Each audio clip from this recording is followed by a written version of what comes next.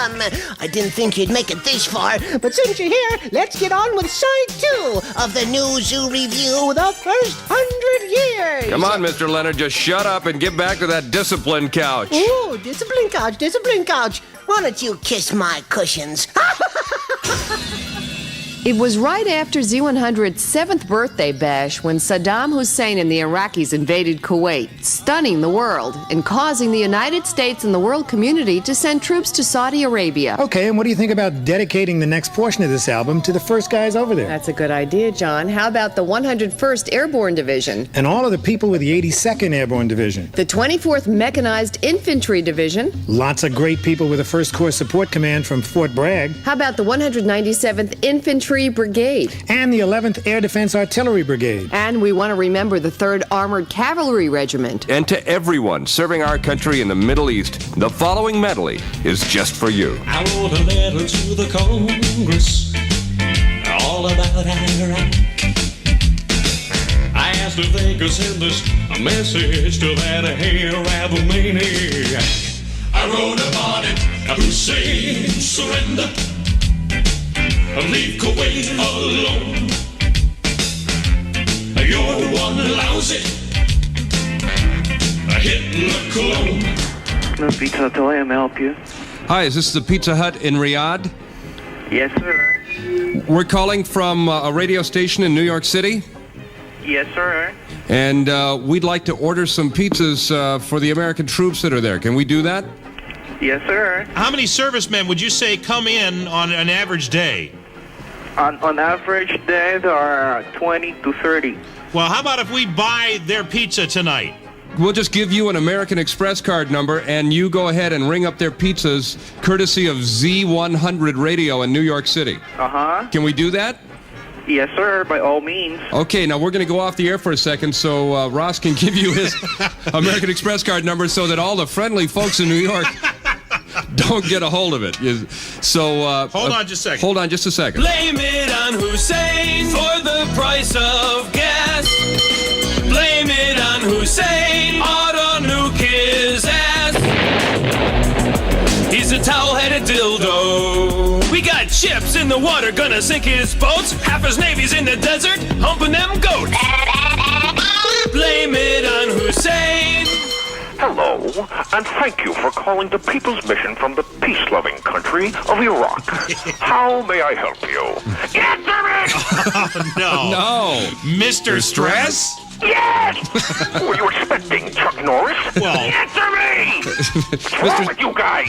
Mr. Stress, this is Ross and Gary. We're just a little surprised to call the Iraqi embassy and get you on the phone. I've got 5 hungry mouths to feed, and if you think the price of gas is high, you ought to see the cost of spam. Good Lord, you're wasting my time. What do you want? We don't know how much spam costs, but how could you work for the government of Iraq? especially when they're trying to take over the Middle East. Wait a minute, check your geography, Rand McNally. These guys couldn't hurt a flea. Bunch of wimps around here. They're all running around with towels on their head. There must be a sauna around here somewhere. Can you hold on a second? Well, answer me! Sure. Okay. Hello? People's Mission? Yeah, just a second. Yeah, hang on. Yeah, just a minute. Hey, Habib! Can you pick up line 2? Some guy named Hussein is screaming he wants to talk to you. Something about tanks. Hello? Mr. Stress? What? Saddam Hussein is a madman who's trying to control the world oil market. He's threatening to use poison gas on Saudi Arabia. That's not poison gas, pal. It's just their diet. And they're not too crazy about deodorant either. No, that's not what we're talking about. He's got an army of 1 million soldiers waiting to march into Saudi Arabia. 1 million soldiers? Right. That can't be right. Aren't they all over here driving cabs? Hold on a second. I know you've been home. Yes, I told him it was you. Just a second. Hey, Habib, will you pick up line 2? Will you? Answer me! And bring me some of those Turkish cigarettes and some more of that slop you call coffee. And bring me a towel, too. What do you guys want? Mr. Stress. You're wasting my time. Sorry. I've got a job to do. This is a place of business. Don't you understand? Answer me! People are running around here like there's a war going on. I don't have time for this idle yakety-yakety-yakety. Call me back when I'm not so busy. Goodbye. Goodbye, Mr. Stress. Some more useful phrases for you to know when you are traveling in the Middle East. The red blindfold would be lovely. Thank you. Halabim Salabim Babaganu Shamar Rashad convenience store. The water-soaked breadcrumbs are delicious. May I have the recipe? Farah Rashad, Paul Abdul Jabbar, Muhammad Ali. If you will do me the kindness of not harming my genitals, I will gladly betray my country in public. Stay tuned for more useful phrases for you to know when you are traveling in the Middle East. Thank you. You better hurry, don't be late. 'Cause you don't have no time to waste. Just grab your brush and your toothpaste. 'Cause Iraq just took out Kuwait, Iraq. Don't shoot back. He's got his tanks and guns and planes. And he is totally insane. And his name is Saddam Hussein. Invading countries is his game, Iraq. Don't shoot back. The New York Times calls it more terrifying than aliens. Oh yes, it is much more terrifying than aliens. E.T. says more action than Die Hard. Oh yes, there is much more action than Die Hard. The king of Kuwait said it blew him out of his house. Holy It's Iraqnophobia. Iraqnophobia. Rated O for oil. Thank goodness they're not in Saudi Arabia. Coming to Saudi Arabia soon. Uh-oh. Bomb, bomb, bomb, bomb, bomb, Iraq. Bomb, bomb, bomb, bomb, bomb, let's bomb Iraq. We should attack. Bomb, bomb, Iraq. Bomb, bomb, Iraq. Set our people free or your country's history. Bomb Iraq, bomb, bomb, bomb, bomb, Iraq. Went to Iraq to push the Taliban's back. Found Saddam Hussein and we flushed him down the drain. Bomb Iraq, bomb, bomb, bomb. And now, ladies and gentlemen, a Z Morning Zoo exclusive as we present the first broadcast of Lifestyles of the Rich and Fascist with Robin Leach. He's known around the world as the demon of the sand dunes and the butcher of Baghdad. But today you'll see another side as our cameras roll over the Persian Gulf, across the desert, and behind the scenes to expose the real evil Saddam Hussein. Next on Lifestyles of the Rich and Fascist. After a hard day of holding hostages and intimidating neighboring countries, Saddam retires to his 185-room imperial palace, where he's greeted by his loving wives, fighting each other to vie for his mustached affection.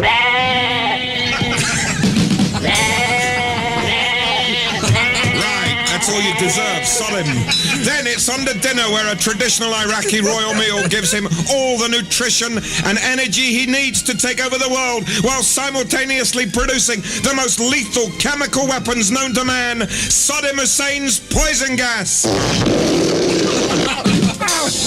For this particular segment, my entire crew and I were required to wear chemical warfare suits to prevent our skin from literally peeling off our bones. And so, as the sun sets on the sand, Saddam trots off with his latest wife for another passionate Arabian night. Yes, no wonder people around the world envy him. This is Robin Leach and Lifestyles of the Rich and Fascist. We will never ever stop searching the world. Let's bomb him. Let's nuke him. Why are we wasting our time fishing in Kennebunkport?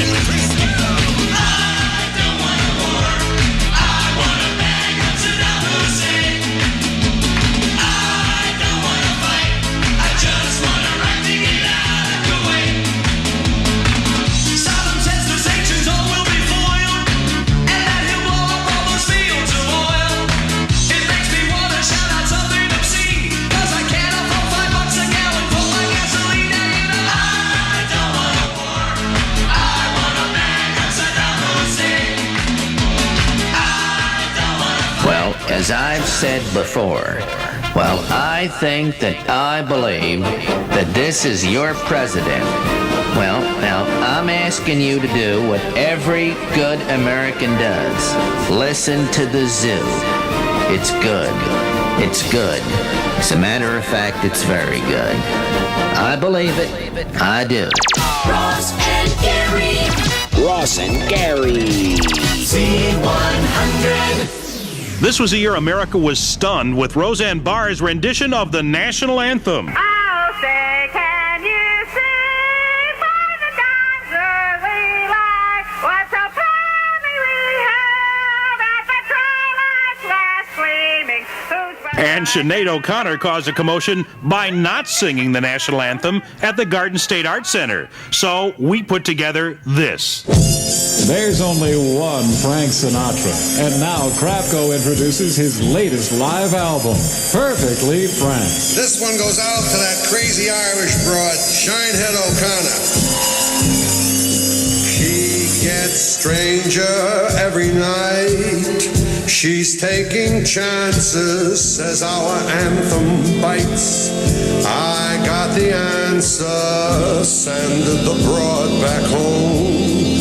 Maybe she'll change her tune. Old Blue Eyes tells it like it is. Sinead, go back where you belong. He's the chairman of the board, and you will be too when you hear Perfectly Frank. She shaves her head each morning at 8, and she don't even think that the Star-Spangled Banner's too great. Stick her in the desert and don't give her a map. It's Frank Sinatra, live, livid, and perfectly frank. I think the lady's full of crap. Sinead, baby, no one compares to you. Thank God. Nothing compares. Nothing compares to The Sinead-free Z100. Ross and Gary in the morning on Z100. You see a repairman by the side of the road who's showing 15 inches of Butt crack, yeah. I'm heading down the Atlanta highway. Suddenly my fan bell blew away. Better call AAA. They sent me a guy who's got as big as a whale who's showing 15 inches of his butt crack. He had no teeth and he weighed 320, but when he bent over, man, you could see plenty. Well, a butt crack is a little old place where butt cheeks come together. Butt crack, baby. Butt crack, baby, butt crack. Butt crack, baby, butt crack. Butt crack, showing, baby. Butt crack, showing, baby. Butt crack, showing. Butt crack, baby, butt crack. Butt crack, baby, butt crack. Butt crack, baby, butt crack. All right, now let's go up to the top of the building and see if he's there. Mr. Leonard, are you there? Yes, it is Mr. Leonard reporting from high atop the Empire State Building. Yeah. You ready for that bungee jump today? Yes. Are you sure this is safe, Gary? Mr. Leonard, it never fails. Well, Okay. It sure is a lot higher than I thought it would be. Really? What's the view like up there?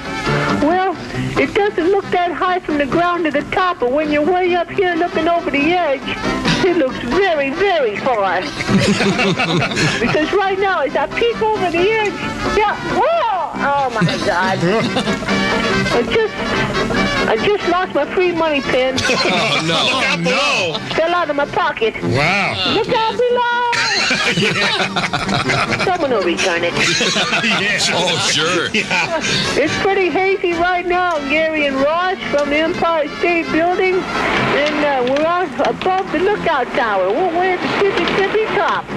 And I got the bungee cord wrapped around my leg, and it's pretty hazy. I can barely see the cars down below. Well, you'll be able to see him a lot clearer in a couple of minutes. Okay, Mr. Leonard. Leonard reporting from the bungee jump site of the Empire State Building.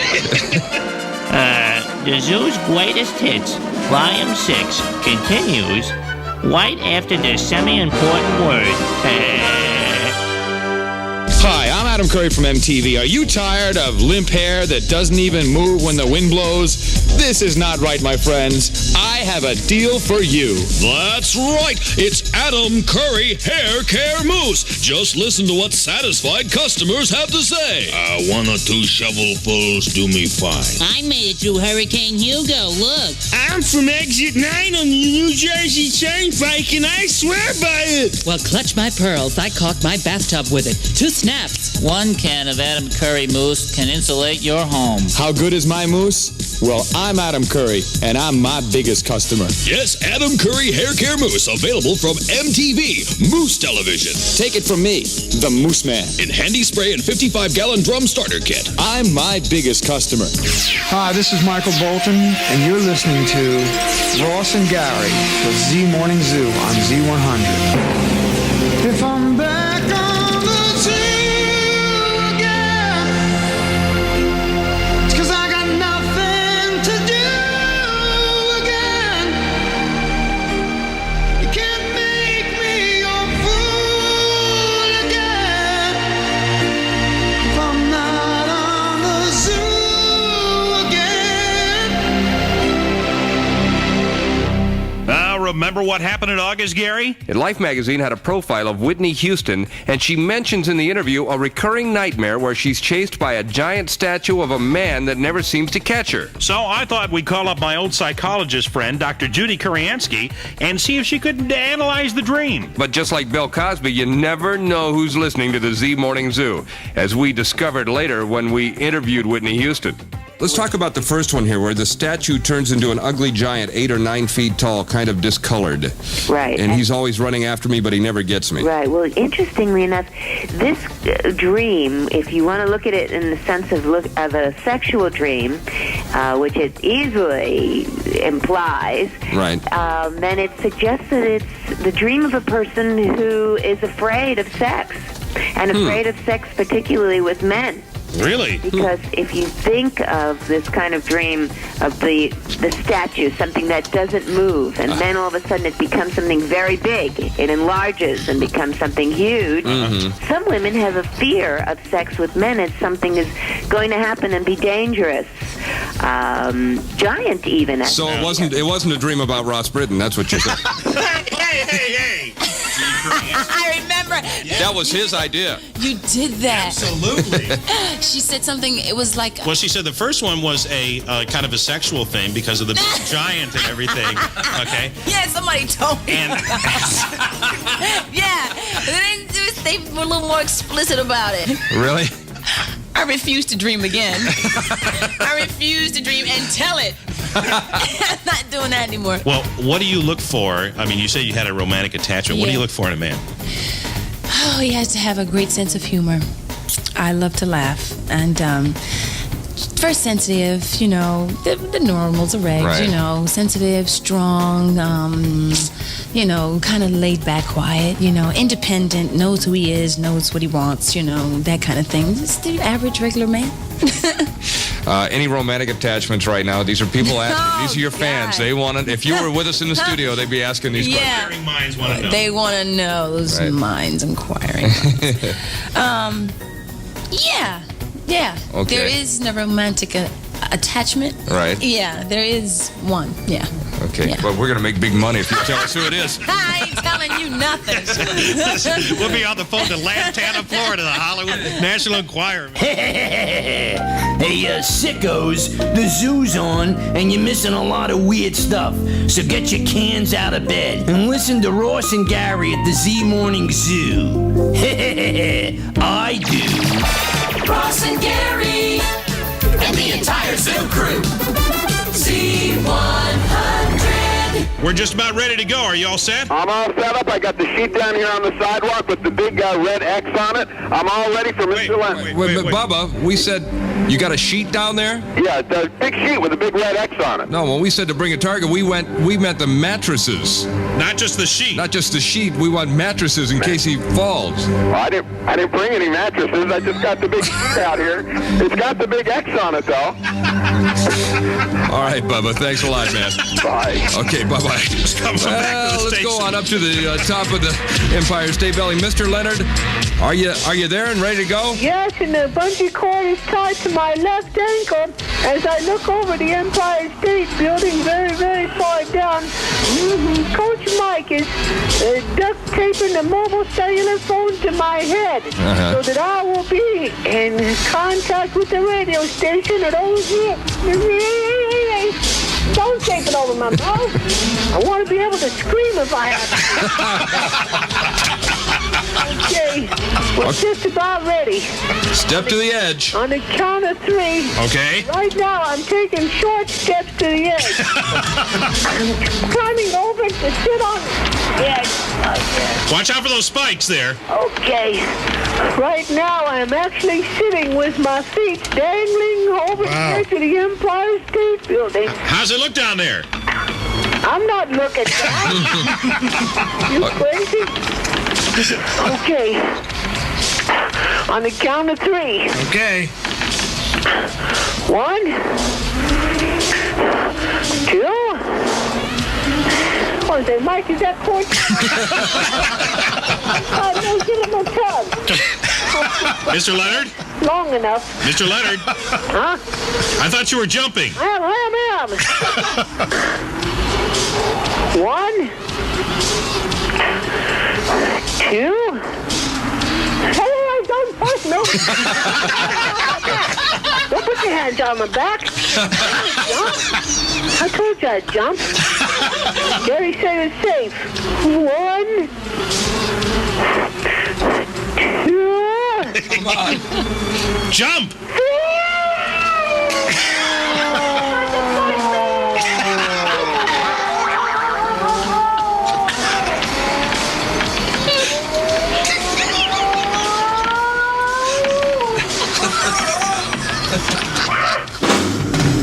All right, guys, I guess I have to admit, I have no choice. 1990 was not our year. That's right. The Rangers didn't win the Stanley Cup. Yeah. Yeah, but wait till next year. Yeah, sure. Yeah, right, Claire. Okay. Come on, guys. You know, that doesn't mean it wasn't an interesting year for sports, though. I want John to handle this next story because only he can be sensitive enough to handle the Lisa Olson locker room story. Come on, John. Well, as we go to press, we're still awaiting the results. You see, the Hyman investigation report is not yet intact. But you can rest assured that Philip and his entire crew is going to bust this one wide open and let all of us know what really happened when Boston Globe reporter Lisa Olson was allegedly harassed by Zeke Mowat and other members of the New England Patriots football team in their locker room. But you know, we got the jump on the Hyman investigation with our own penetrating insight into the scandal as we dial up the Lisa Olson hotline. Hi, this is Lisa, and you've reached the New England Patriot Locker Room Hotline, your place for hot football interviews. Let's go one-on-one, baby. Oh, I love your tight end. Are you ready for a wide receiver? Now take me deep, you big-nosed tackle, you. Don't go out of bounds. You're getting close to my end zone. It's going to be close. They'll have to measure. First down, yes. Drill it through my upright, baby. Yes, score. Oh, yes. For more New England Patriot locker room action, call 1-900-555-REMINGTON. Serving the universe. Hi, this is Paul McCartney, and you're listening to Ross and Gary on the Z Morning Zoo on Z100. Z100, New York. You know, there's lots of people behind the scenes here at the Z Morning Zoo, but the man who reads more magazines, more newspapers, watches more TV than anyone else is our producer, Coach Mike. Yeah, leave it to Coach Mike to notice that Patrick Swayze may not have been entirely inside his Speedos during a mid-air dive in an August issue of People magazine. So we asked Patrick and asked him as delicately as we possibly could. You had to know that you were hanging out of your suit, Patrick. You know, all of America is talking about this picture in People magazine, page 75. You're getting a huge amount of free press. Some of it bad, some of it good. What's your reaction? Are you surprised by it at all? had no idea it would be like this. I mean, because this is like one of those freaky things that, you know, happen so rarely in an actor's life that you just sort of have to look at it, laugh, and say, wow, thank you, this is wonderful, and move on. No, wait, move on. I heard that People is talking about a follow-up, maybe even some partial nudity in some sort of semi-sequel. Oh, they're definitely talking about a sequel. Oh, get out. Patrick, honestly, I mean, let's face it, you looked a little small in the picture. Let me suggest that you use a stand-in, maybe a body double, a sort of stunt man. I have to come from the point of view of, I don't think the audience would accept a ripoff, you know. So I'm just focusing on the integrity of what I feel and can accomplish and how it can affect people. Well, Patrick, there's a story circulating that you did this because some weasel photographer has a bunch of some old nude photos of you. Well, there could be some bootleg stuff that could run around, but it's the first one that I've really jumped on and gotten behind. Oh, no. You know what I mean? Yeah. Well, wait, now, even if there are bootleg photos, and they're going to surface anyway, why not go all out? Yeah, don't just do a semi-nude layout. How about a Playgirl centerfold or something? Well, but I just don't want to be shoved down the public's throats like some other actors have been. He was afraid to dive into the water. He was afraid that somebody would see. He was afraid to dive into the water.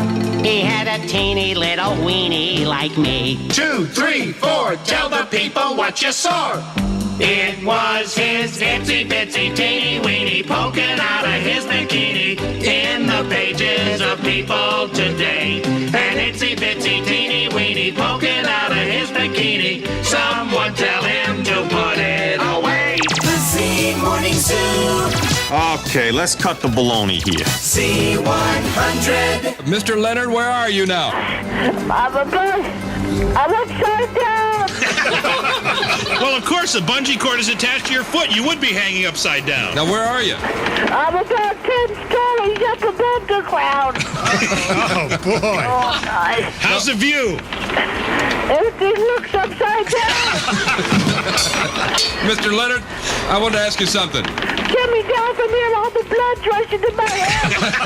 Mr. Leonard, where's that $200 you owe me? My foot's falling asleep. Oh, God. Mr. Leonard, where's my money? What? That $200 I loaned you, man, where is it? Oh, well, I paid to you if my damn wallet didn't fall out of my pants. You mean you're ready to pay me my money back? Yes, I'll pay you your damn money back. Okay. Just get me off of this thing. Okay, fine. Coach Mike, cut the cord. Okay, thanks, guys. What? Don't cut the cord. Don't cut the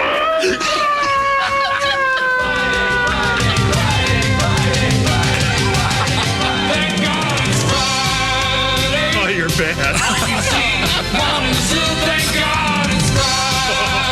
There's more. I'm falling, and I can't get out. You know, we get a lot of celebrities popping up for visits on the zoo, but this year, the award for biggest crowd outside the studios had to go to Jonathan Knight of New Kids on the Block, who had them lined up 10 and 12 and 20 deep when he dropped in to be guest DJ for the morning. The questions quickly became personal and somewhat bizarre. Do you have any pets? Any pets? Yes. I have 3 cows, 3 horses, a llama, a donkey, 2 peacocks, and a dog. Wait a minute, you're not Michael Jackson. What's your favorite? My dog. What's the name? Nico. Nico? Oh, Yeah. cute. Male or female? He's a male. Yeah? Does he prowl around the house? Yeah, he's horny. He's real horny. A stud. He's Muffin. prowling around the neighborhood right now. I think he's reached that age. New kids got run over by a reindeer. All the little children are in shock.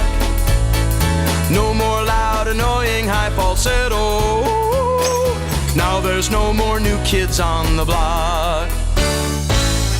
They were singing their new hit song, step by step in the right stuff.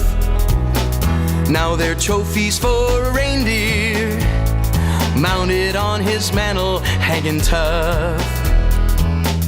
Many times I was mistaken when I went to see their show. Johnny Joe John Jordan? Or was it Larry, Curly, Shep, and Mo? New kids got run over by a reindeer. All the little children are in shock. No more loud, annoying, high falsetto. Now there's no more new kids on the block. Now the new kid fans are crying, and they say this really sucks. But don't blame it on the reindeer, 'cause I'm the one who gave him $50. Life is great without the new kids. Now let's deal the final blow. Drop our pants and hang our heinies, and tell their fans it's really mistletoe. New kids got run over by a reindeer. No more little brats for me to mock. No more prepubescent high falsetto. Now there's no more new kids on the block.